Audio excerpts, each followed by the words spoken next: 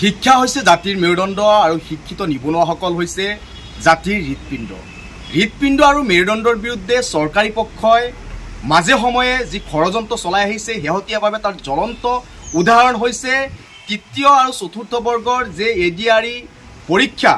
সেই পৰীক্ষাত নামনি অসমৰ বিশেষকৈ বঙাইগাঁও, বৰপেটা, ধুবুৰী, গোৱালপাৰাত কোনো ধৰণৰ পৰীক্ষা কেন্দ্ৰ নপতা কাৰণে আমি দুখ প্ৰকাশ কৰিছোঁ আৰু এই সিদ্ধান্তক বিজেপি চৰকাৰক আমি ধিক্কাৰ প্ৰদান কৰিছোঁ।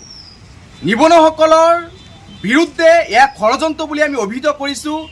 কাৰণ যে এজন নিবনুৱা যেতিয়া দূৰ দূৰণিলৈ পৰীক্ষা দিবলৈ যায় তেতিয়া অৰ্থনৈতিকভাৱে যথেষ্ট দুৰ্ভোগ ভুগিবলগীয়া হয় আৰু এনেকুৱা প্ৰতাৰণা বিগত 10 বছৰ ধৰি বিভিন্ন চৰকাৰে বৰপেটা, বঙাইগাঁও আৰু বিশেষকৈ ঐতিহাসিক ইতিহাস প্ৰসিদ্ধ সকলোৰে আপোন অসমবাসীৰ আপোন সত্ৰনগৰী বৰপেটাৰ ক্ষেত্ৰত বাৰম্বাৰ এনেকুৱা প্ৰতাৰণা কিয় কৰা হয়?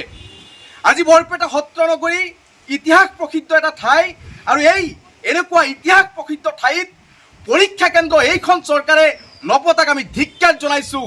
আজি বৰপেটা কিছুমান মন্ত্ৰীয়ে বা অসমৰ মুখ্যমন্ত্ৰীয়ে পাকিস্তান লাগে বুলি কয়, কেতিয়াবা বাংলাদেশ লাগে বুলি কয়। এনেকুৱা তুলুঙা মন্তব্য এই সত্ৰনগৰী বৰপেটাৰ বিৰুদ্ধে মাজে সময়ে কৰি অহা আমাৰ পৰিলক্ষিত হৈছে। আজি সত্ৰনগৰীত কি খিৰঞ্জীয়া থাকে নেকি? হিন্দু মুছলমান ভাই এক মিলন ভূমি বৰপেটা আৰু এই বৰপেটাৰ আজি যি ষড়যন্ত্ৰ চলাই আহিছে বৰপেটাৰ বিৰুদ্ধে ধিক্কাৰ জনাইছোঁ আৰু মুখ্যমন্ত্ৰীক প্ৰশ্ন কৰিব বিচাৰোঁ। অসমৰ মুখ্যমন্ত্ৰী ডাঙৰীয়া, বৰপেটা কি অসমৰ মানচিত্ৰৰ বাহিৰত নেকি? ধুবুৰী জিলা কি অসমৰ মানচিত্ৰৰ বাহিৰত নেকি? গোৱালপাৰা জিলা কি অসমৰ মানচিত্ৰৰ বাহিৰত নেকি? আৰু ঐতিহাসিক বঙাইগাঁও জিলা কি অসমৰ মানচিত্ৰৰ বাহিৰত নেকি?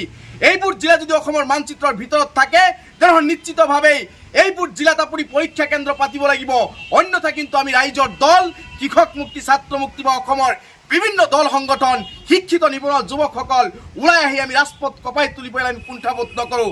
আপোনালোকে বৰপেটাত লগত যি বৈষম্য কৰি আছে, অনাগত ভৱিষ্যতে এনেকুৱা বৈষম্য নকৰাৰ কাৰণে দাবী উত্থাপন কৰিছোঁ আৰু এটা কথা আহ্বান জনাম, অতি সোনকালে আপোনালোকৰ সিদ্ধান্তৰ পৰিৱৰ্তন কৰক আৰু আপোনালোকে অতি সোনকালে বঙাইগাঁও, সত্ৰনগৰী, বৰপেটা, গোৱালপাৰা, ধুবুৰীত আৰু হাইলাকান্দিত আপোনালোকে পৰীক্ষা কেন্দ্ৰ পতাৰ ব্যৱস্থা গ্ৰহণ কৰক। অন্যথা কিন্তু আমি বহি নাথাকোঁ। আমি অসমবাসী ৰাইজ একত্ৰিতভাৱে চৰকাৰৰ বিৰুদ্ধে আমি তীব্ৰ গণতান্ত্ৰিক আন্দোলন গঢ়ি তুলিবলৈ আমি বাধ্য থাকিম।